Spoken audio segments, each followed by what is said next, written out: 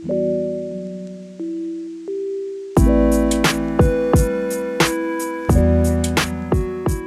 and welcome to Finlos Lives. Thank you so much for joining me, and thank you for giving me the gift of your time. It's been a minute since our last conversation, but I'm happy to be here with you again, and I have a few ideas that have been bouncing around in my brain for the past couple of months. Some of it has to do with just getting older and thinking about the types of things that I consume as far as art and media. Some of it is in response to the recent release of Denis Villeneuve's DUNE Part 2. So this is going to kind of talk about that a little bit, going all the way back to the beginning of this podcast, which the first 3 episodes were all about DUNE.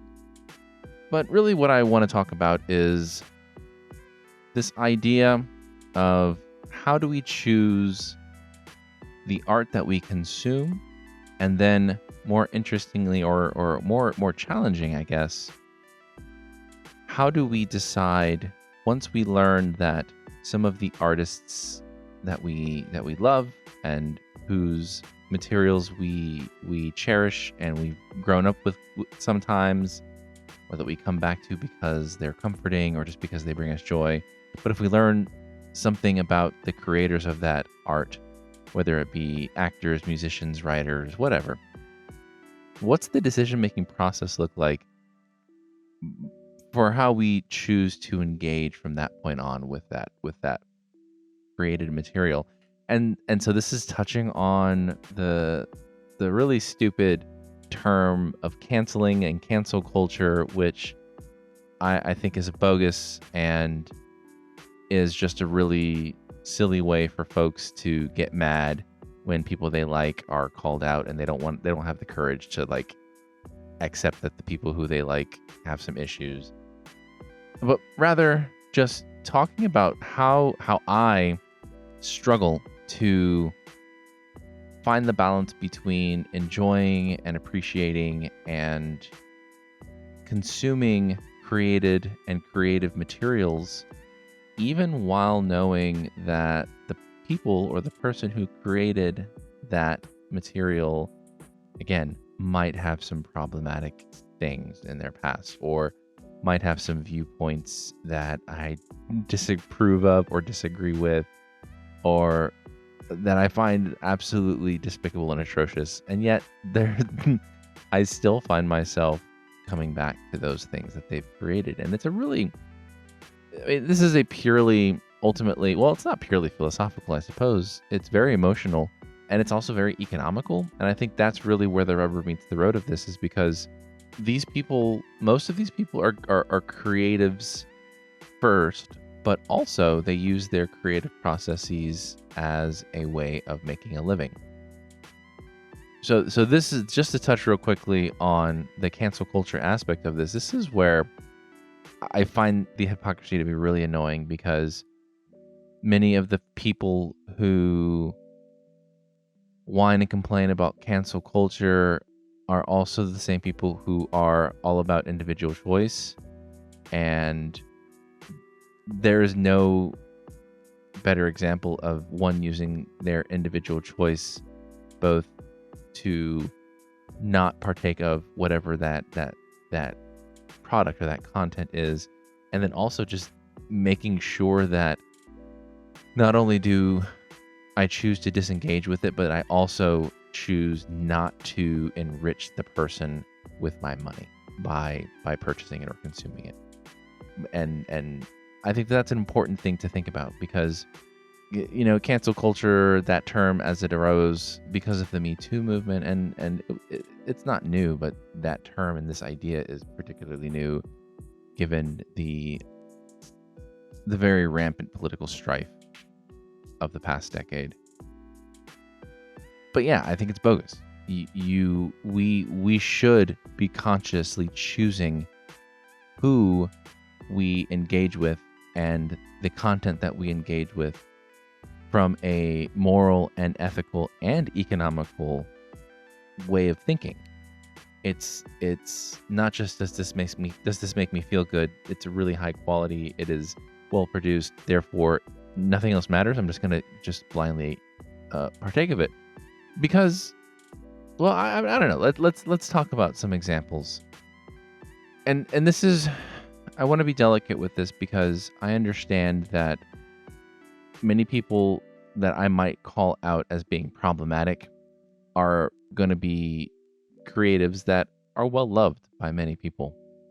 And I'm not saying that you should do anything. I am not about that. You get to choose, just like I get to choose. And that's, again, the part of the hypocrisy that drives me nuts. Nobody's getting canceled. A lot of people are simply choosing that they don't want to participate anymore. And fuck yeah, that's exactly what choice looks like. It is walking away when it is no longer good enough or working for you, or there's a problem and that makes you feel unsafe, or it makes you feel gross, or you don't want to enrich that person anymore because they no longer jive with what you believe in or what you stand for. Like, that's what choice is. It is people choosing to disengage. So anyways, stop being such fucking cowards.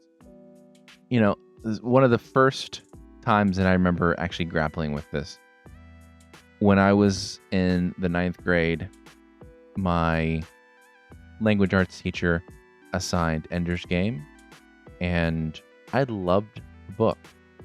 I loved the characters, and it spoke to the very pubescent, adolescent male in me at the time, right? It was very much, oh god, just the teenage boy's dream of this super smart white kid who is chosen and is superior and has basically been bred, and this is going to be a theme, right? As we talk about Dune, who has been chosen basically from birth because of the decisions of his parents to break a rule and have this special kid.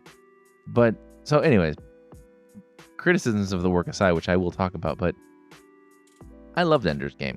More so, actually, I think the second book in that series, Speaker for the Dead, still stands as one of my favorite books of all time. I struggle because the things that Orson Scott Card, the author of the Ender's Game series and the Bean series and all of these books, the things that he stands for from a political, anti-LGBTQIA, highly militant, all of his viewpoints essentially, hyper-religious, I think is atrocious. I think some of the things he said about gay people are evil, and yet there are things that he says, and there are situations that he creates, and there are voices that he gives to characters that manage to occupy a space that is somehow encapsulated and divergent from his actual real life. Like, what kind, like, how hard is it to, or how hard must it be to create characters so far outside of your own viewpoint? And I guess credit to the man, because some of the situations in that book are just absolutely touching and human and beautiful. It is one of my favorite books, and I highly recommend it, if for nothing else than just for the experiment of trying to square how somebody who has such strong negative feelings about entire swaths of the human population can create such a humane work. And so I remember when I learned, as I got older, I think I started really figuring out who he was when I was an undergrad, because I probably started rereading the books again. And then I did research, because, you know, that's when Wikipedia is coming out, and you start reading about all of these things, because the internet provides all of this amazing wealth of information and background on people. And I read articles that he's written about, despicable things. I'm not even going to talk about it, because you can do your own research. And I immediately was revolted, and yet I still love the characters that he created. And what do you do with that? What do you do when you have this work that is powerful and beautiful, that is created by this awful person? And there's tons of other examples. I mean, tons of examples, and yet I'm struggling to think of one. So for anybody who knows me, Tool, for the longest time, was my favorite band. Like, this was part of my identity through high school and undergraduate and college. Like, you can ask me a question about Tool, I know it, I know all their music. But part of what I'm talking about is, I think, the process of maturation. And I think that as young people, we like to find guides. We like to find mentors. We like to find heroes, for lack of a better word. We want heroes because heroes make us feel part of something. They make us feel as if we stand for something. They give us community. And whether we find heroes in our music or in our books or in our video games or in our movies or in our religions or in our churches or in our families, what it is we're building community. And so I love Tool. I absolutely, their first 3 albums, I think, are still the pinnacle of like alternative rock music, alternative metal music, whatever genre you want to call it. And yet, as I got older and I became more versed and nuanced in my experience of music and my understanding of what sort of tastes in music, and I diversified, and then more than anything, I just actually started listening to these people speak. And you come to realize that there's something interesting going on. It's the same thing that I was talking about with Orson Scott Card. There's this separation of the person, the creator, and the work. And the same exact experience happened as I listened to several interviews with Maynard James Keenan, the lead singer of Tool. And the things that he says and his attitude and his way of being and his arrogance, really is what it comes down to, are just so out of sync with the power and the humility and the persona of the music. And that's what it is great artists are able to operate with these personas that are wholly, I don't want to say separate, because these are all art is autobiographical in some way, but there is something different about the persona of the character or the voice that he sings with. And yet it just doesn't match the person as he speaks in real life.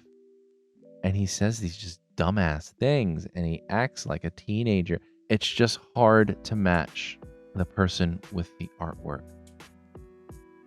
And so what do we do when we realize that the people who make the things that we love are not what we thought or not what we hoped they would be? It's like the moment when you realize that your parents are imperfect, and it's heartbreaking.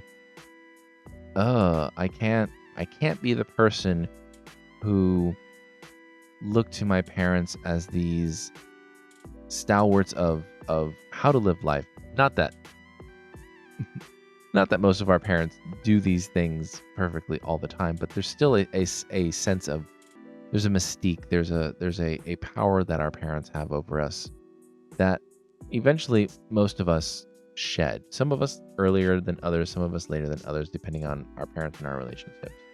But I think that these creative people whom we find symbolic companionship with, I think we eventually, if we are truthful, we come to understand that the work is not the person and the person is not the work, and vice versa.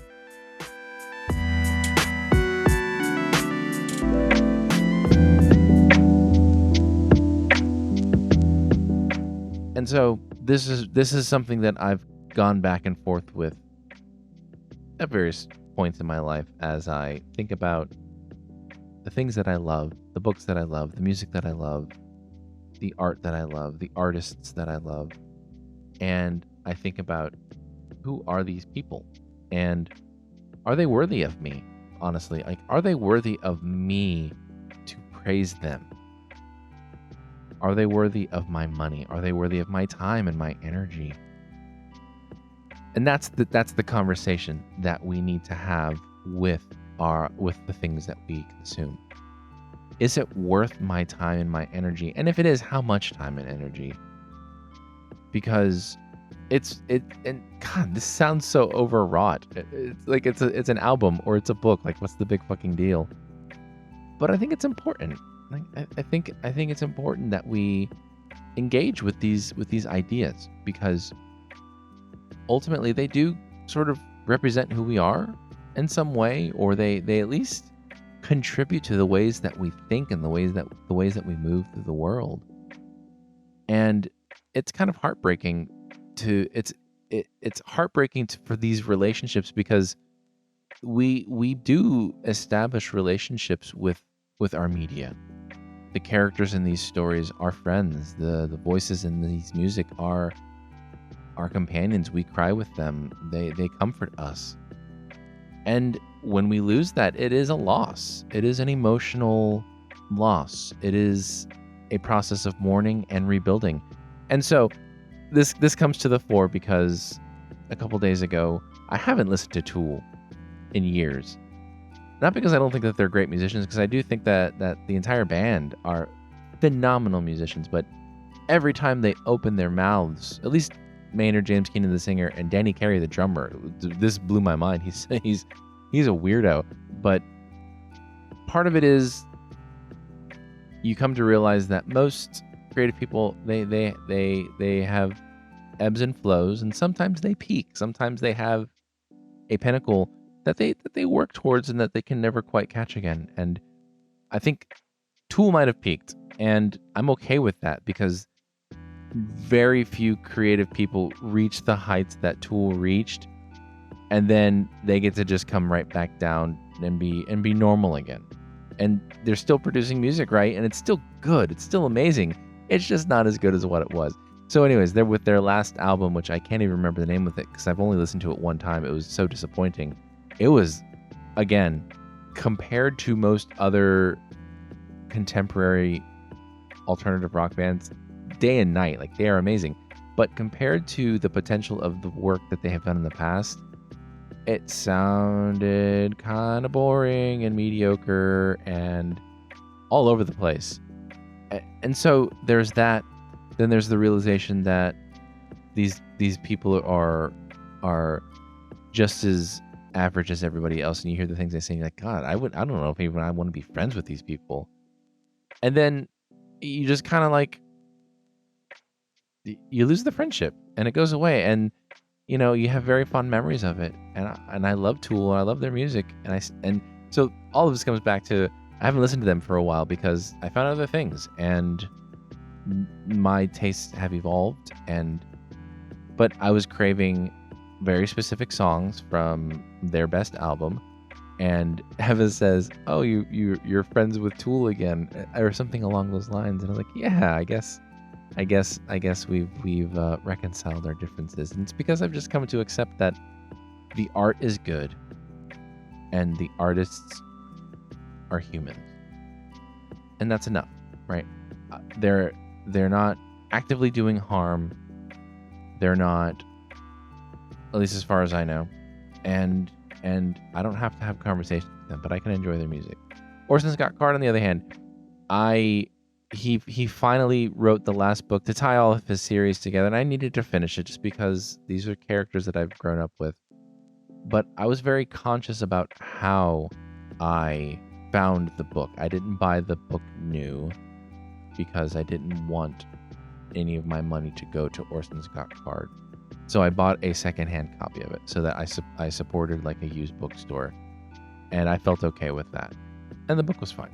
It was not great. It was fine. And that's good enough. So I'm curious, what does this look like for you? Because do you even think about it? I wonder. You know, there's the easiest example is like Michael Jackson.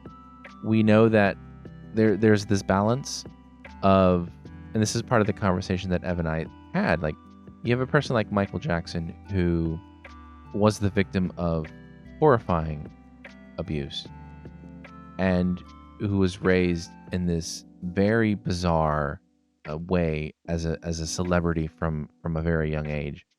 And it's understandable why he would have had so many issues as an adolescent and then an adult. Like I can rationalize that. I don't excuse the things that he did, and of course, this is always going to come down to what do I believe versus what do I know. I don't know all of the things that he did, but I've read enough and I've seen enough and I've heard people speak enough for me to believe that a lot of what he was accused of is truthful. And yet some of his art, not all of it, but some of his art is so powerful that I think I can justify listening to it. And even letting, like, our kid, our younger daughter loves some of his older, like Billie Jean or Thriller.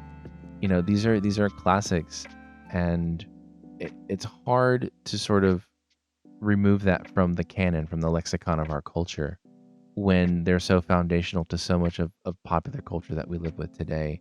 So again, that sounds like a rationalization, but I also think it's true that so many of the artists, so many of the creative people from decades and centuries in the past are so foundational to our culture, and yet historically we know some of the things that they did and some of the things that they believed and some of the things that they said are despicable, but we accept it and we rationalize it because of the power of their work.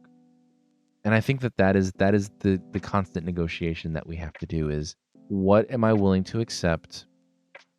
What am I willing to reject and excise from my life that I can be comfortable with and I can live with?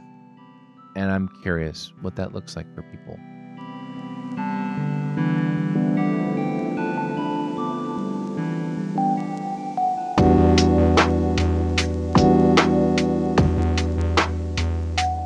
And this leads me to Dune, my favorite book. Frank Herbert is, I won't go as far as to say that he's as bad as Orson Scott Card, but he had some pretty messed up ideas. Specifically, the one that I think is the hardest to deal with were his views on homosexuality, specifically. And this is to the point where his son was gay, and Frank Herbert essentially disowned him, did not allow the son to be a part of their lives. And I have huge problems with that. There are also problems within the text itself, and I spoke to some of this in my earlier podcast, so I'm not going to go into it too much because it's pretty well known stuff. But the villain in the first book, Baron Vladimir Harkonnen, is an obese homosexual pedophile. It's like, let's take all of the awful stereotypes that we can possibly think, the obese gay people, and of course they're going to be pedophiles and rapists and murderers. And it's terrible. Like, these are awful ideas to build stories on. And because you now have that idea, you have this highly militant culture of the Atreides, led by Leto before him, and then by Paul Muad'Dib. And you have this white savior narrative, and I'm not going to get into like what way we're going to take it, or how are we going to view this, because yes, I 100% think that Frank Herbert was writing this as a warning to our tendency towards Messiah worship. It's very true. Paul still does it. And yes, was there the golden path? Is that the long-term plan? Yes, of course. Whatever. The story is what it is. But it's still very outsider, white savior-y. I am the chosen one. very much in that tradition. And that is dangerous. And it empowers people, namely white supremacists, to use this literary text as sort of like a textbook and as a justification and a rationale for some of their ideologies and beliefs. And that is scary to me. And that is something that I have like tattoos on my body from Dune. I have the Litany Against Fear on my arms. And there are people who see that and they think that I am I have the potential to be one of those people who are reading Dune for its not necessarily positive connotations. And I have feelings about that. I feel very strongly about that. And there have been moments when I almost regretted getting the tattoos that I did. But then, God, this is maybe 10 or 12 or 15 years. I don't remember how long ago it was. It was a long time. But then you see things. There was an artist, and I can't remember the artist's name, but it was an adaptation of the Litany Against Fear to be used it was turned into an illustration, a series of illustrations as an analogy for a woman liberating herself from a toxic abusive relationship. And the way that this artist was able to adapt the language to fit a completely separate context reminds me that the ideas are there. And it reminds me what it is about the book that I love. Yes, Frank Herbert was problematic in his appropriation of indigenous ideas, of Muslim and Jewish ideas, of idealizing white European culture, all of those things. And he also had some powerfully, beautifully constructed ideas about government and religion and how those two interplay with each other. And how these simple words can serve as powerful points of resilience and strength. And I don't deny that. And I think that is, I don't want to use the redeeming word, but it's enough to say that there's a balance, and that I don't feel like I'm contributing to the harm by saying that it perpetuates, because there is stuff there that is not great, but with some conversation and with some nuance, those two truths can be reconciled. And I think ultimately the merit weighs more. But you know what? That's just for me. There are plenty of people for whom that is not enough. And I think that is equally valid. I think that there are people who say that Orson Scott Card is trash and all of his books should be destroyed. And you know what? I don't think they should be destroyed, but I would not disagree with their opinion of the man, and would not disagree with a person who says that these books should not be taught in school anymore because of the problematic nature of who this person is. And I would not disagree with that. I think that these are complicated, nuanced decisions that we need to make. I think that we need to take the conversations about Johnny Depp very seriously. Is he a good actor? Yeah. Has he played some really powerful roles? Absolutely. Did he also beat his wife?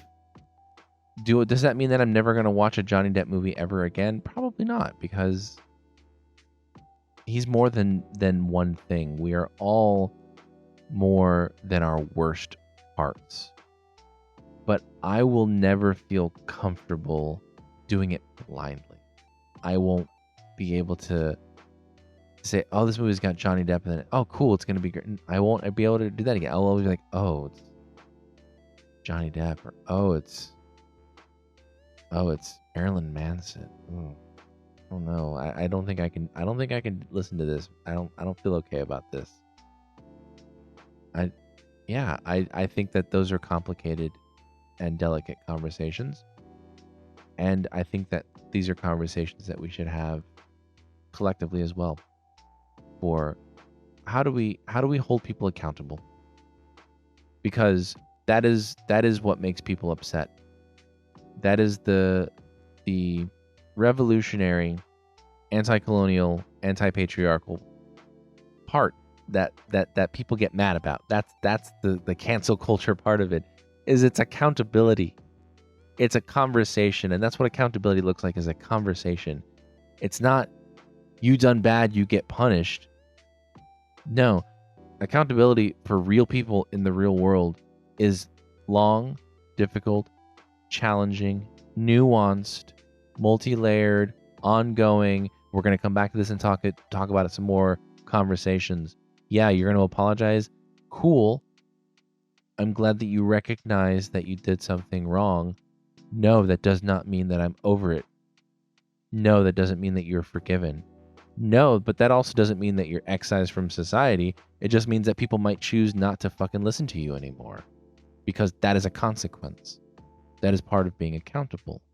And people, especially people who are empowered by there not being accountability, don't like it. They don't like to be held accountable, because it means ultimately that the qualities that they don't like about themselves are going to be put on display, and they're going to be talked about. And then the harm that is being done is going to be addressed. And people are going to get to ask questions, and you're going to be expected to have to say something, to explain it, to find a way to heal, or to accept that you might no longer get to be a part of this anymore.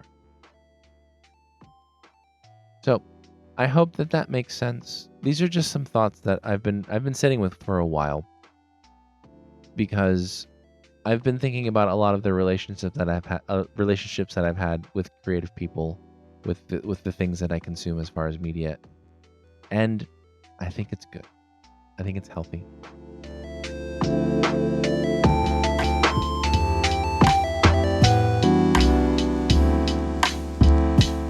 Thanks for listening to that conversation, and I'd love to hear your thoughts about how you feel about artists in your life, and when you've learned some problematic things that they've done, and how have you reacted to that. I'd love to hear anything that you have to say about it.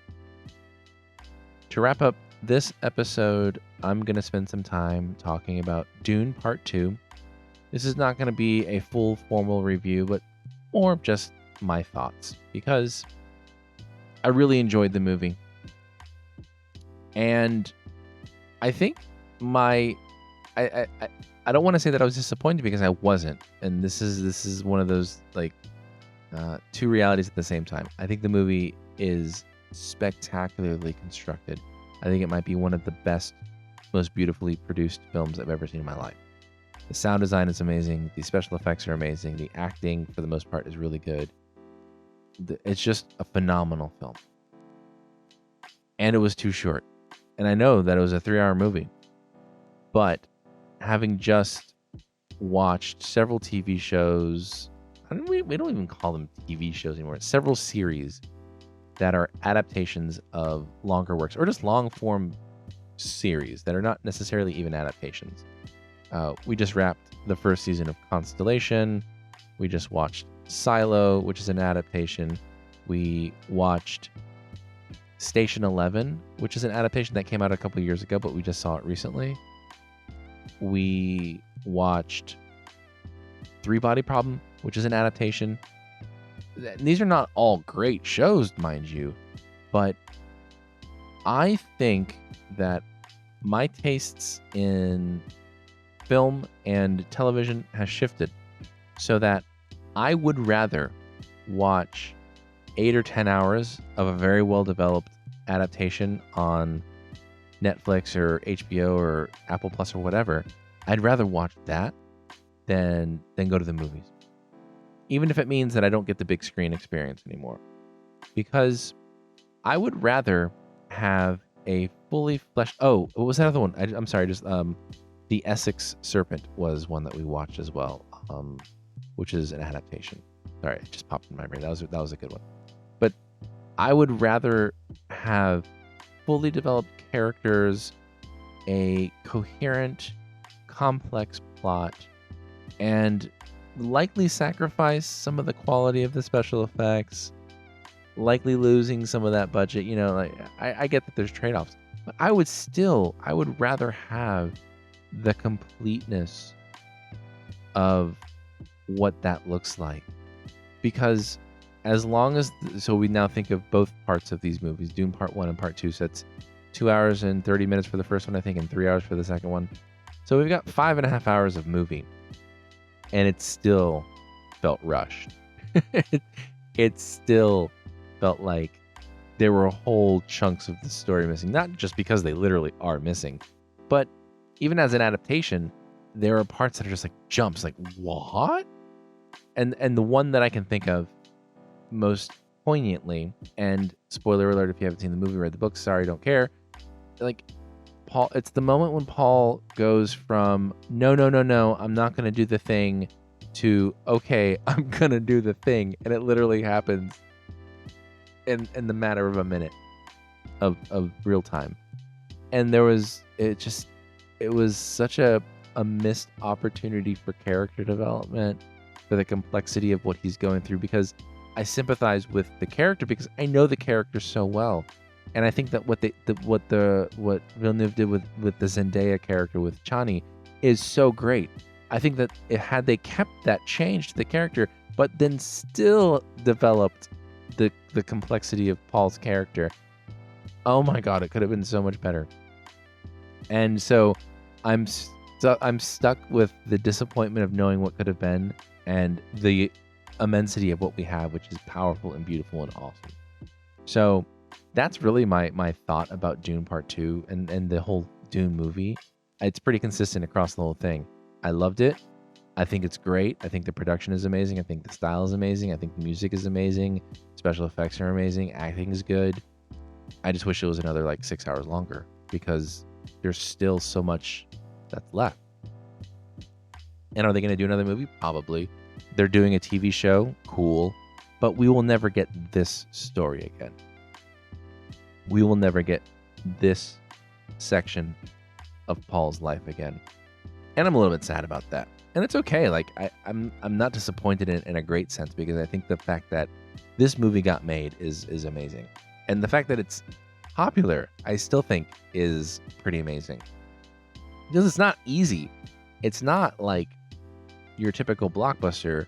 And even the things that they leave out to simplify the story somewhat, it still ain't like, oh, I get it. That makes sense. Like, it's still pretty obscure, which the nerd in me appreciates, because it's like, haha, I know what's going on there and you don't, but that's okay. So it's a good movie. It's an amazing movie. It's a phenomenal movie. It's one of my favorite movies of all time. And I wish it would have been put on like Netflix or something, because then we could have had a 10-hour TV show. And I think that's just true in general. I'm much more happy. I'm much rather now. I'm much happier now 3 seasons into like Foundation. And as weird and as dumb as that show is at times, I'd still rather have the opportunity to get to know the characters better, because the thought of that as a movie is just stupid. It just doesn't make sense. So anyways, that's my thoughts on Dune. For what it's worth, you should see it, and let me know what you think. And that's it for this episode of Finlos Lives. Thanks for listening. If you have any comments or questions or suggestions for topics that I should talk about in the future, please send an email to finlos@finloslives.com, or you can leave me a voice message via the SpeakPipe app at finloslives.com, or you can contact me on social media. I'd really appreciate it if you share the show on your social media. I look forward to our next conversation.